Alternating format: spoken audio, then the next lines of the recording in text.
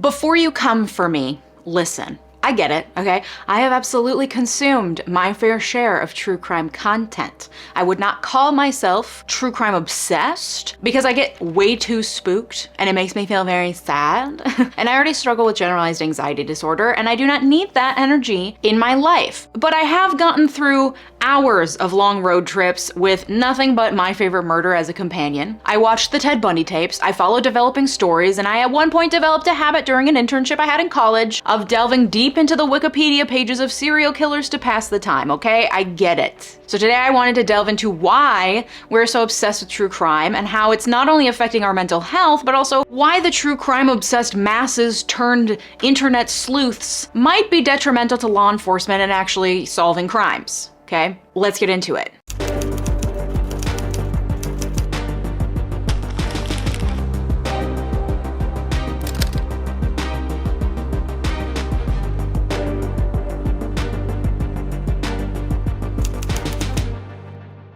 The origin of true crime as a genre can be traced back to the 1500s, ye old true crime, where stories of deaths and murder, especially amongst family members, were used to teach morals and about the horrors of sinning.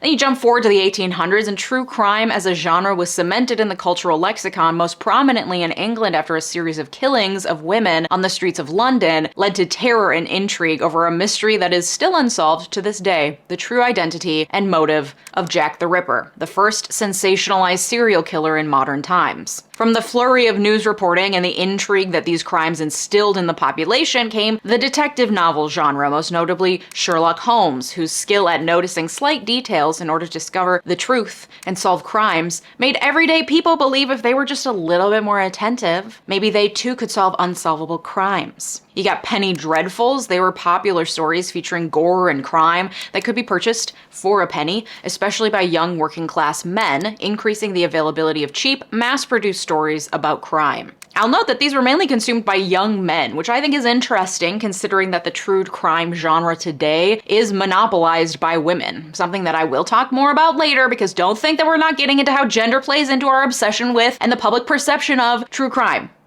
But that's for later. Then, throughout the 1900s, the growth of newspaper gossip and tabloids, as well as the publication of books like In Cold Blood, which was a sensationalization of a true story of the murder of an entire family, films like The Thin Blue Line, which is a documentary about the murder of a police officer, all of this has steadily added to the true crime genre and to the sensationalization of crimes that occur on the national stage. Then, in the 1990s, came the entry of video cameras in courtrooms with the O.J. Simpson trial, creating a whole new obsession where people will follow televised trials like they're the Olympic Games. 150 million people, 57% of the US population, tuned in to watch the live verdict of the O.J. Simpson trial. People were foregoing all other forms of television to follow every moment of this trial for the first time in history. According to Time, it forever changed the news cycle and media patterns, sowing the seeds for the 24-hour news cycle that we all know now, as well as the reality TV genre as a whole. Other sensationalized televised trials were to follow, including the trial of Casey Anthony, the trial of Jodi Arias, etc., and more recently, the trial between Johnny Depp and Amber Heard. And then came the growth of podcasting, with Serial taking the world by storm in 2014 and leading to a surge in popularity in the true crime podcast genre. And then, of course, there's good old YouTube, where true crime truly sells, with people like Bailey Sarian getting at least 1 million views for every single true crime video that she puts out. Or you have the Law and Crime Network that live streams court and has over 4 million subscribers. And yeah, hello, I have also done my fair share of law-focused true crime videos as well. And some of them have done really well. And I think it's really been alongside the rise in podcasts and YouTube videos, you know, the genres where truly anyone can start creating content. In that, we have seen the true crime internet sleuth really flourishing in recent years. Not to mention the culture of TikTok, where stories and trends and rumors can come and go faster than the 24-hour news cycle could even begin to keep up with, which allows for rumors to circulate wildly and much faster than officials can respond to. Hello, I am coming to you live from freshly showered from my dressing room. Ooh, who is she? Okay, listen, but it's because I'm excited to talk to you about the extra special sponsor of today's video, 𝗲𝗦. 𝗲𝗦's super gentle 3-step system treats acne of all types, especially hormonal, diet-based, and super stubborn acne. I don't know if many of you know this, but I struggled with awful acne as a teen. It was at its worst my freshman year of college, and oh my God, it had such a negative impact on my self-esteem. And I felt hideous. I felt like I was painful for people to look at me if I went outside without makeup on. Like when they looked at my skin, they were like, oh God. And the acne was all that they could see. So I refused to leave my dorm room without layers of makeup caked on my face, which did help to cover the redness, but just made the acne worse. Plus, my skin was just heavily textured and so painful. The pain really is what you don't know about until you've experienced it. And that pain was amplified by the myriad of cleansers and toners and antibiotics and exfoliants and retinoids that I was constantly trying on my skin, just freaking praying to find something that made it go away. Now, as a 30-year-old lady, I have again been struggling with hormonal acne. Luckily not as bad as when I was a teen, but my hormones have been so out of whack from the combo of stress from work and stress from the pandemic and, you know, just existing in the world these past few years, okay? It was all over my chin and I hate it, okay? I'm a 30-year-old lady. I should not be dealing with teen stuff, okay? But it turns out that it is natural to have hormonal acne even in your 30s, okay? No shame. But listen, we've gotten smarter than we were in our teens, okay? We know about the importance of moisturizer and protecting the skin barrier, and we are no longer scalding our soft, supple face skin with astringents that smell like mouthwash, or at least we shouldn't be, okay? Enter 𝗲𝗦. They've created a formula that's science-based and focused on being soft and gentle while also fighting problem acne. It's a 3-step system. It includes a cleanser, a serum, and a moisturizer. And what's cool is the serum is a probiotic serum. Watch this. Ooh, it targets the overgrowths of bacteria in your skin that causes the acne to begin with, okay? So first step, cleanser, all right? It cleans, it exfoliates, it is gentle on the skin while also opening up the pores. Then the serum gets in there with all its little probiotic boys and starts fighting the acne-causing bacteria. And then the moisturizer comes in, covers the skin in a nice soft layer of moisture while also sealing in the serum so it can do its work. This 3-step system is non-drying, non-irritating, unlike literally every other acne treatment system that I've ever tried. It increases the skin microbiome diversity, and 𝗲𝗦 offers a risk-free 60-day guarantee. They are so sure of this system that they guarantee you'll see results in 60 days. And I want you to love your skin and feel confident and acne-free because I get how awful it feels. So extra special, just for you, my viewers would get 25% off the acne system. Yes, 25% off if you go to the link down below and use code Leeja25. Now this deal is good only through February, so time is of the essence, people. Stop stripping your skin and start feeding it. All the good stuff with 𝗲𝗦.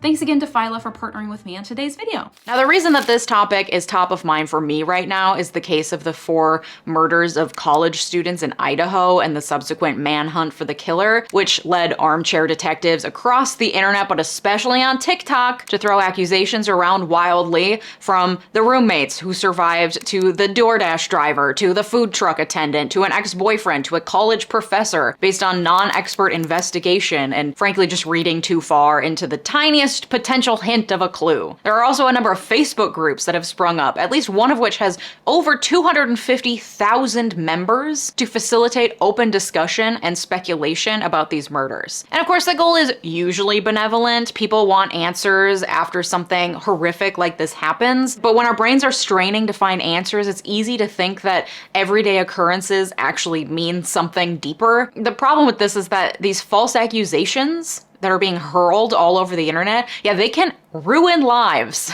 And when it's the court of public opinion and armchair detectives, due process thrown out the window. Innocent until proven guilty? Never heard of her. Due process requires that the accused can confront witnesses against them and can have their day in court and get to use the full breadth of the justice system in their defense, in theory. But when 2 million TikTok users have decided based on grainy footage from a food truck that you probably killed 4 people, and all of this is happening during an ongoing investigation where a mass murderer is literally on the loose, close. Yeah, this leads to chaos at best. And listen, I'm never gonna say that the police have extensive training because that simply isn't true, but they are at least technically held to certain ethical and constitutional expectations that allow the wrongfully accused and other defendants to protect themselves in court. But when accusations from armchair detectives are allowed to fester in the court of public opinion, this can permanently ruin reputations and put innocent people in real danger. And this isn't just a hypothetical, this is something that has happened. For example, at the 2017 Charlottesville Unite the Right March, remember that? The internet sleuths falsely identified someone in the crowd, leading to people across the internet demanding that he be fired from his job, accusing him of being a racist, and doxing him, meaning providing his personal information and telling people to go after him. The same thing happened after the 2013 Boston Marathon bombing, when internet sleuths on Reddit used unconfirmed police scanners and ruined the reputations of several people. And with the case of the 4 Idaho murders, we already have a defamation lawsuit, which has been filed by Rebecca Schofield, a professor who was accused of the murders by a TikToker who goes by Ashley Solves Mysteries. Ashley was posting video after video claiming that Professor Schofield murdered the 4 students or paid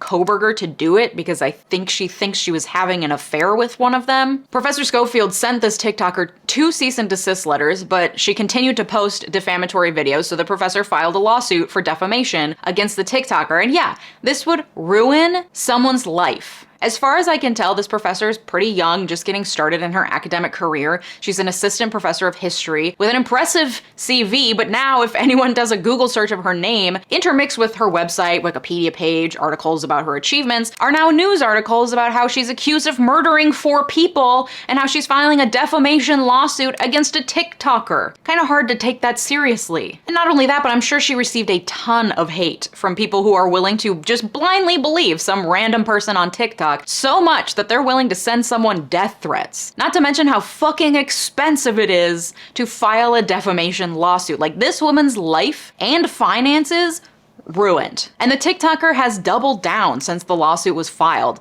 with some very wild theories. Like I said, she, I assume, made them up in her head about Professor Schofield having an affair, paying Kohberger off, and then she tells stories about Kohberger's internal emotional struggle over committing the murders. Like, I don't know where she's getting this and the level of confidence one has to have to hear this type of story just pop into your head and say, yeah, that's probably right, based on zero evidence at all. Let me just share that publicly. Wild, okay? It's the blind rage that people have. For me, that people get so emotionally invested in these stories, it makes zero sense. Like, I understand feeling interested and emotional about the stories. Like, I certainly am horrified by the murders and have been following them more closely than other news stories. I think because, you know, I was once a young, beautiful, white girl college student, and it's also just a horrifying story. Like, I get that, but that you would be so emotionally invested in something that you would feel hatred towards people and want to attack people based on a hunch that they might be guilty. And I'm not just talking about the TikToker, I'm talking about the people who follow true crime, especially during an ongoing investigation, and who are so emotionally invested in this shit and have so little else going on in their lives, I guess, that they're out there sending hate mail and threatening people. Like, what? It's the black and white thinking for me. It's the lack of emotional intelligence for me. Grow up. Get a life, okay? That being said, let me flip things quickly for you, because there have also been a lot of good things that have come from the internet sleuthy true crime movement, okay? For example, during the January 6th insurrection, we got a ton of video footage. And because of this, a lot of internet sleuths were able to help identify tons of people and publicly shamed them, and now hundreds of those people are facing trial. Tons of cold cases have also been solved with the help of internet sleuths who have far more time and resources to handle cold cases than police departments do, because the police tend to be investigating, you know, ongoing crimes, and they dedicate very little resources to cold case investigations for obvious reasons. The podcast Serial led to a re-examination of the decades-old case and led to Adnan Syed's exoneration. And then there's the case of Gabby Petito, the young woman who went missing and whose remains were later found in Grand Teton National Park, which led to a manhunt for her missing boyfriend. Remember that? A woman who was traveling in her van in Grand Teton National Park heard this story, looked back through her own video footage after hearing about the case, and realized realized that she had caught Gabby Petito's van on video days before Petito disappeared. When she shared this footage with authorities, it helped them finally find Gabby's remains. But the case of Gabby Petito also highlights a number of problematic issues with our true crime obsession. Staying on the topic of internet sleuths, after she went missing, armchair detectives started sweeping any and all social media presence and internet activity that they could find from Gabby ever in her entire life, speculating wildly about what her posts meant and holding every detail of this victim's life under a microscope, which is a weird invasion of privacy, both for the victim and for her family. Also, Gabby Petito was a young white woman, and missing white girl syndrome is very real, wherein we pay more attention and therefore spend way more resources when the victim is white and female and straight and able-bodied. And most true crime podcasts and books and shows and movies and YouTube channels have a tendency to focus on true crime stories where white people, especially white women, play a central role. They also tend to relay the accounts of police and investigators as fact,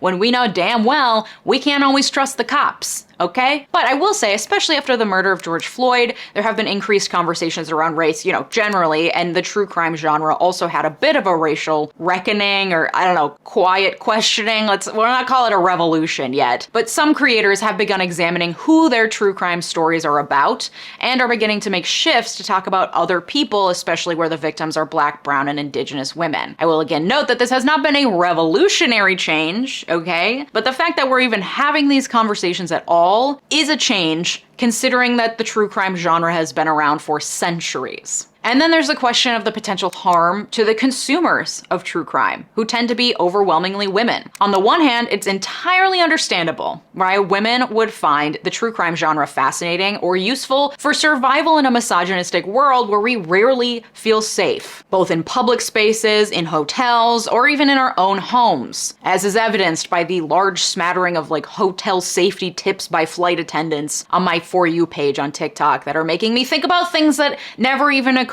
to me to think about. So thanks for that. We've all done, the keys between the fingers move when we walk down the street at night, or even sometimes in broad daylight. We change our behavior to ensure our own safety, and we frankly waste a lot of precious time and energy because we know that this world is not safe for us. For example, I will spend more time driving around a parking garage to find a space as close to the exit as possible. And then I fucking book it. I do not sit in my car, I do not dawdle, and that is just one minor example. It's easy to understand why women would then have a morbid fascination after spending our entire lives doing silly little tactics to try not to get killed, hearing about other women for whom those silly little tactics made no difference. What would I have done differently from her? How would I have survived this? What did she miss so that I don't miss it? Okay, there are also people who have experienced violent trauma for whom hearing about the stories of others can provide a kind of catharsis. Also, I will say, while there is much to be criticized about the true crime genre, I think there is some criticism of it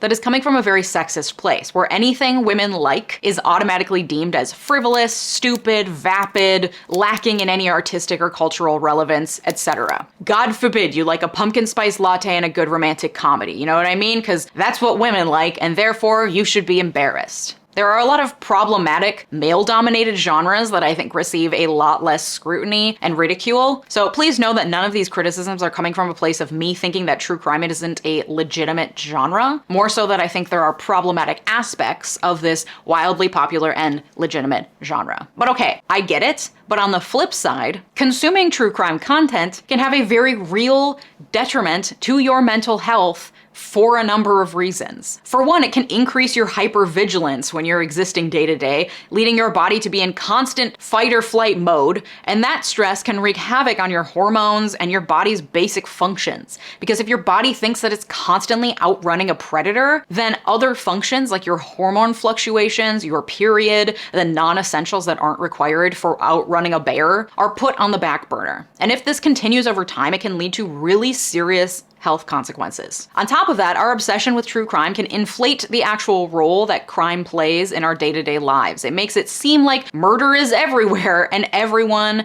especially women, is getting killed. In reality, major crime rates have dropped steadily for the last 18 years. There was a spike in 2020 due to the pandemic, but even during that spike, murder rates are a third of what they were in the 1990s, like within my lifetime, 1/3 of it. You are far more likely to die of heart disease or a car